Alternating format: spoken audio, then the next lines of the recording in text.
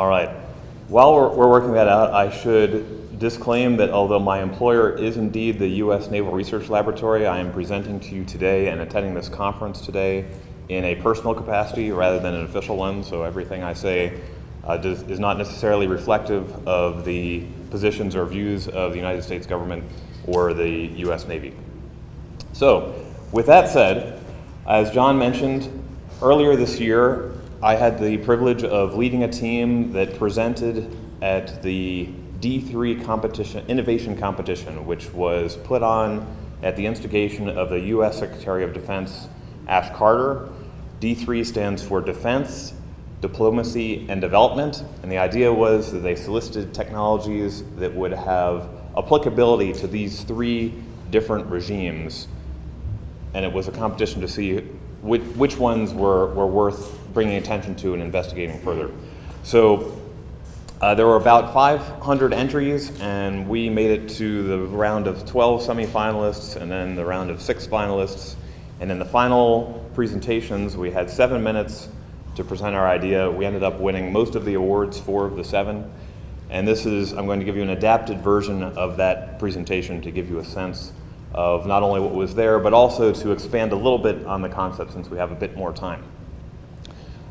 The team was comprised of folks from the Department of State, from DARPA, from the Department of Defense Joint Staff, as well as me from the Naval Research Laboratory, and we had stakeholder support from a variety of places, including in industry, John Menken's company, Northrop Grumman, and others.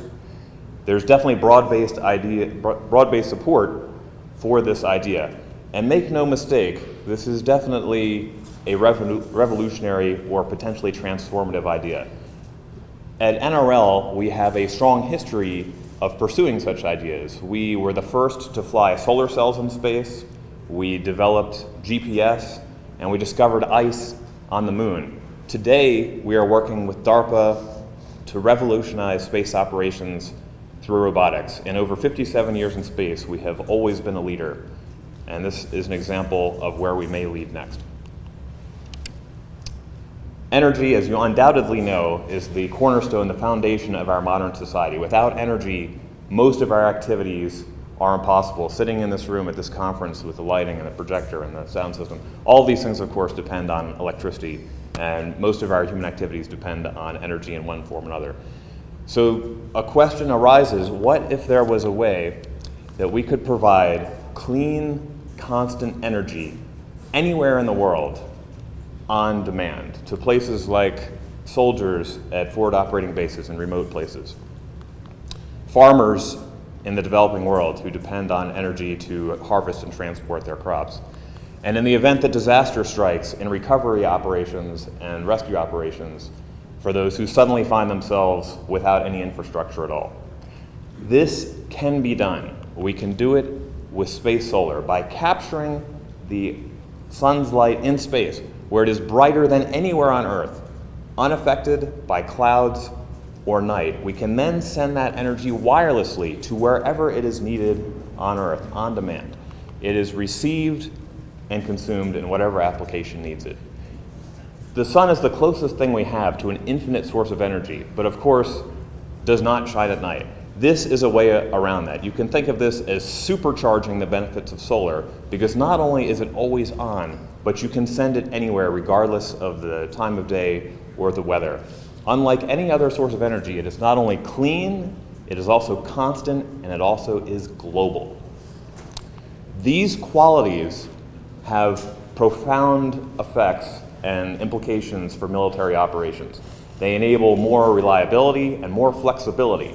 You can imagine that if a military base needs to move or close, energy can be sent where it is needed, when it is needed. Further, it reduces risks and costs in money and lives. There's been much concern about the fact that for military supply lines, they are often going through hostile territory where they may be subject to insurgent attacks or roadside bombs. By sending the energy directly from space to where it's needed, you reduce that risk. Similarly, when disaster strikes, you can lose the entire ground infrastructure that may or may not be in place, and you need energy to do the rescue and recovery operations. By being able to quickly deploy a receiving station that can receive power sent from space, you can now power field hospitals and other activities that are crucial in responding to disasters. Likewise, in the developing world, we can't fight the severe problems of water scarcity, extreme poverty, lack of education, unemployment, and political instability without reliable, clean energy.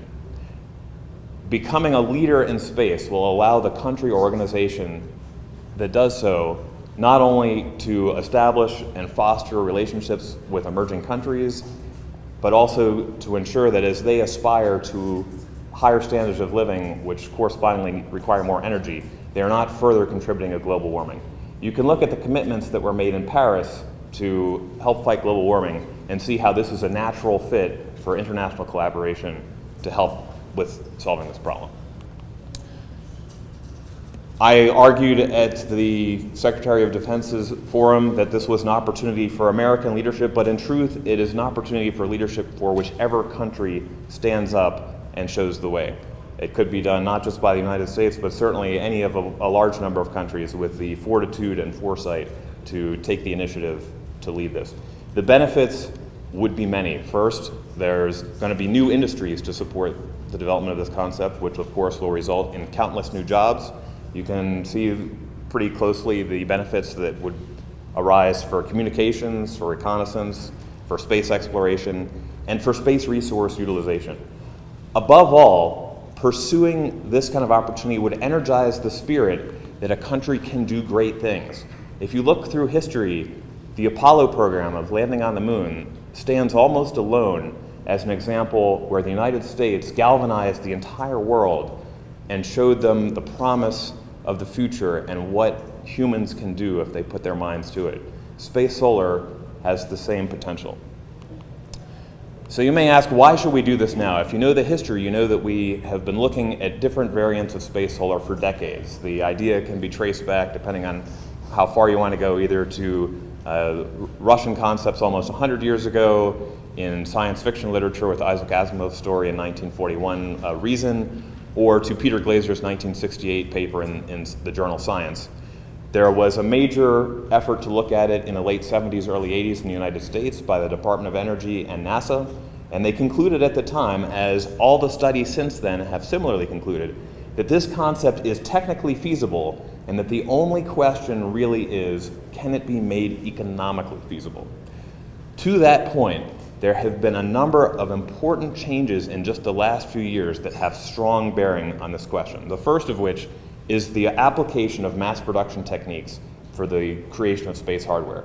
For decades, we have built satellites as one-of-a-kind artisanal creations that are essentially hand-built with lots of labor, very little automation, takes billions of dollars and many years oftentimes to produce a satellite. And this makes sense for our one-of-a-kind scientific satellites, but it makes less sense for commercial satellites. Within just the last 3 years or so, we are seeing a bona fide shift towards mass production in spacecraft hardware development. You can look at Black Sky Imaging, Planet Labs, OneWeb. All of these are, and the major aerospace primes as well, are moving towards real mass production and are realizing the commensurate reductions in cost as a result of that.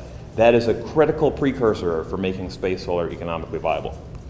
Secondly, we've seen advances not just in gossamer materials, but in electronics. The advent of gallium nitride and silicon carbide electronics advances now make power conversion more efficient, lighter, and require less supporting electronics. We at NRL, and you can see this is a picture of a module that we built at NRL. It currently holds the world record not only for conversion efficiency, but also for specific power from sunlight to microwave conversion.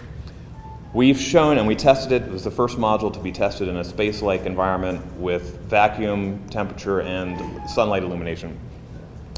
We showed that there is a path to increasing the specific power to levels which will ensure that it is economically competitive even with our cheapest sources today.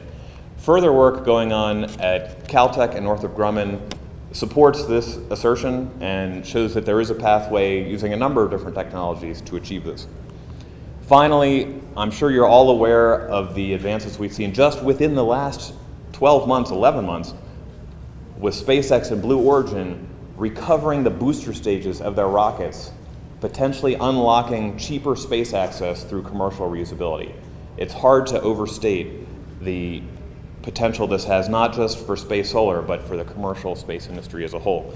A fourth one that I don't list on this chart, but that I'll mention, is we also are seeing tremendous advances in space robotics happening not just at the Naval Research Laboratory through DARPA-funded programs, but also at NASA in low Earth orbit to build and foster the development of space robotics technologies.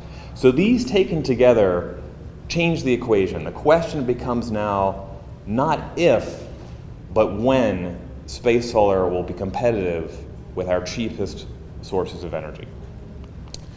I argued at the forum of the D3 that the US government needed to organize in order to provide the framework to enable industry to help let this opportunity come to fruition and to flourish. Obviously, there are tremendous challenges, not just on the regulatory side if microwave power transmission is used for the wireless power link. There's the very thorny issue of spectrum allocation, certainly not one to be glossed over. That will almost undoubtedly require a robust international effort to solve. And there have been efforts. The Japanese have put the question before ITU, but there will need to be considerable international collaboration, not just with engineers, but with policymakers and regulators in order to make this happen. There are agencies, I've spoken with individuals at agencies all across the world that are interested in this. Without a framework to make it happen, it will be very challenging.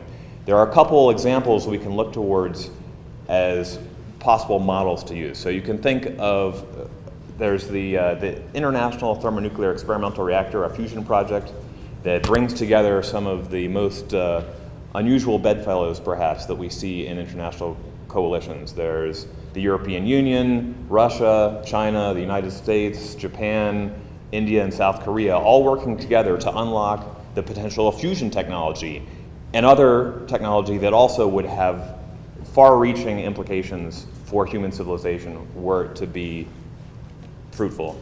And of course, you know, the joke is like fusion has been 10 years away for the last 60 years. So that doesn't mean we shouldn't be working on it, but we should be controlling our expectations. And if we're willing to invest in a high-risk, high-payoff technology like fusion, we should likewise be willing to invest in a higher-risk, higher-payoff solution like space solar. Another possible model can be found with GPS. This is one that the United States, developed completely domestically. They recognize the utility of it. At NRL, we developed the technology to fly atomic clocks in space, a critical precursor and requisite for the system. We built the first GPS satellite, and then it was transitioned to industry to build it. And now countries all over the world have developed their own guidance and navigation satellite systems because they see the utility. It's worth noting that GPS is not something you pay for. This was made for the government as a government service and has unlocked untold economic dividends because of all of the activities that it supports. You could also look at the International Space Station, where countries shared the cost burdens and the development burden to result in an international asset that has a lot of utility and interest. And then finally, perhaps the most apt comparison would be to the commercial satellite industry.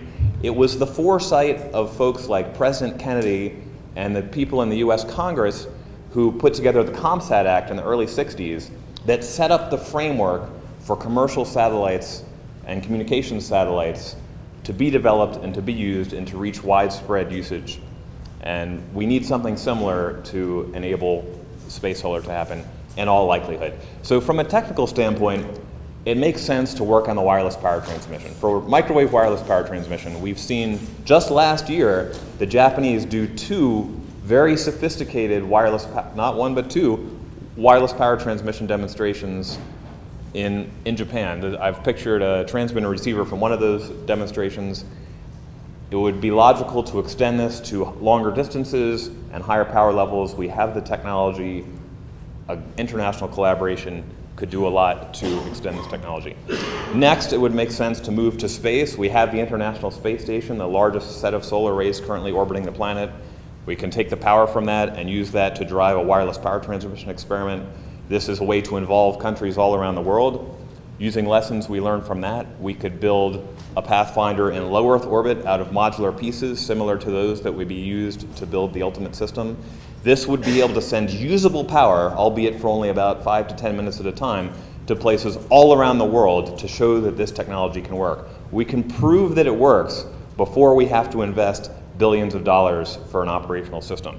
And I think that's a critical thing to recognize. We're not talking about blindly spending billions of dollars to make this happen. There is a piecewise, incremental development way that this can be done that requires only a commitment of a smaller amount of resources from different countries.